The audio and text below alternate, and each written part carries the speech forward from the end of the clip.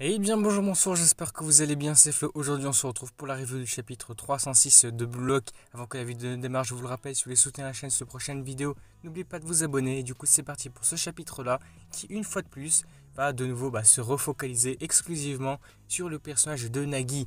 Oui, l'auteur ne veut pas lâcher ce perso, il revient, il est de retour exclusivement pour ce chapitre là, bien concentré seulement sur lui.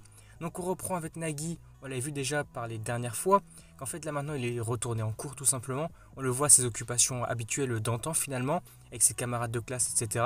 On voit toujours que comme les dernières fois, il est toujours préoccupé par l'idée de retourner au bloc, de jouer au foot, etc. Du coup il n'a pas abandonné, il a toujours cette idée en tête, on va le voir même plus tard et dans tout le chapitre. Il persévère, il n'abandonnera pas.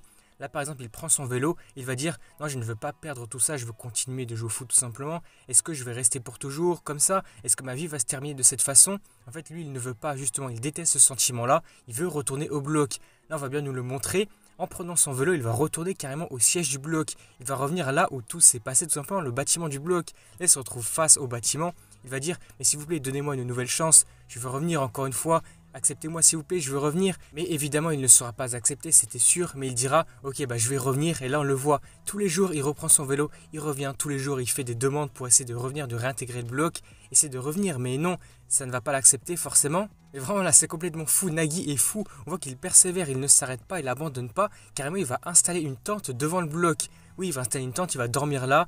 Il va s'entraîner au foot et tout. Il va rester là, il va camper devant pour essayer de se refaire accepter. Ici, on le voit vraiment jour et nuit en train de manger, en train de s'entraîner, de dormir. Il est toujours là face au bloc. Au bout d'un moment, il y a André qui va arriver, qui va dire mais attends, la Nagi, tu te rends compte que tu es sur une propriété privée, tu ne fais plus partie du bloc, donc je te dis de partir finalement, tu ne peux pas rester là. Et même après ça, on verra d'autres moments où Nagi va essayer de recontacter d'autres personnages qui sont toujours au bloc. Là, par exemple, il va essayer de contacter Réo, mais on voit que Réo l'a bloqué. Alors là, c'est vrai que c'est complètement fou. Alors, est-ce que c'est Réo lui-même qui l'a bloqué pour ne plus recevoir ses messages? Est-ce que c'est justement Ego qui a dit à tout le monde qui sont au bloc de ne plus accepter des messages d'autres, de bloquer tous ceux qui ont perdu au bloc? Je ne sais pas vraiment de qui est venue la décision. Mais après tout ça, on voit vraiment que Nagi commence à sombrer quelque part et commence vraiment à être triste, à même être en colère et se dire mais attends, mais là c'est abusé.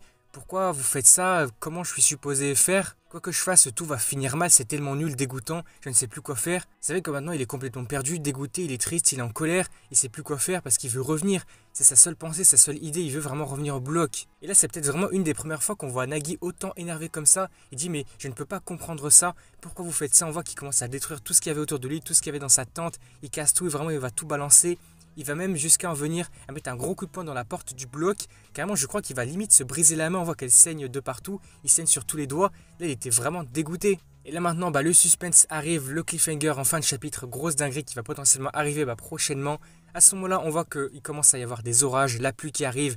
Là, on a un gros tonnerre qui va surgir et qui va sortir de ce tonnerre, de cet éclair. C'est Buratsuta. On l'a vu dans les derniers chapitres qui discutaient avec Ego quant au fait de repêcher, de faire revenir Nagi. Et là justement ça va prochainement arriver parce que Buratsuta arrive face à Nagi, il va lui dire hey, bonjour Jenny, tu es là. Et donc j'imagine que forcément à la suite de ça il va lui proposer quelque chose, un marché, un truc comme ça pour essayer de le faire revenir. Pas forcément au bloc, je ne pense pas qu'il reviendra au bloc malheureusement, mais sûrement qu'il reviendra contre le bloc pour en quelque sorte se venger peut-être de Ego. Je ne sais pas, mais là ça pourrait être hyper intéressant quelque part.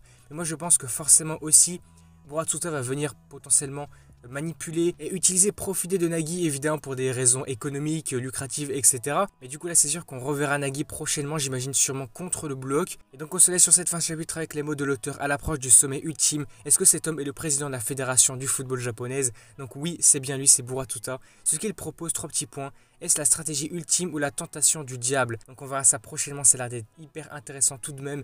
C'est vrai que le retour de Nagi aura été assez rapide, on aura eu quelques chapitres entre son départ et là son potentiel retour. Maintenant on a quelques infos sur le prochain chapitre, donc le titre qui s'appellera Lapin, je ne sais pas ce que ça veut dire, ce que ça signifie. Est-ce qu'on reviendra peut-être sur Réo? Je ne sais pas si le lapin pourrait être sa signification, en tout cas un symbole peut-être de Réo, je ne sais plus vraiment, je ne sais pas du tout.